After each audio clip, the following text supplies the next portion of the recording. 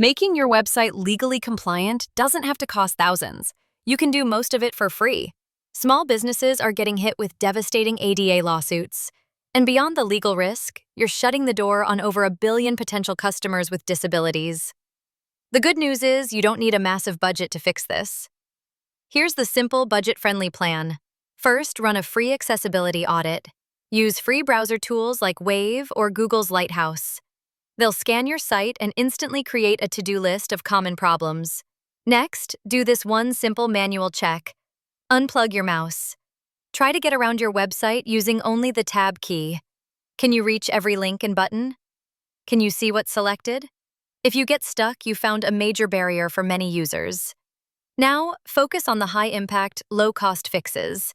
Adding descriptive alt text to your images is one of the most important things you can do, and it's completely free in your website's editor. Struggling to read light text on a light background? That's a color contrast issue. Use a free online contrast checker and tweak the color. It's a simple change that makes a world of difference. Don't try to fix your entire site at once. Prioritize your homepage, contact page, and especially your product and checkout pages. An inaccessible checkout process is just guaranteed lost sales. The total cost for these critical first steps can be as low as $0. The primary investment is your time.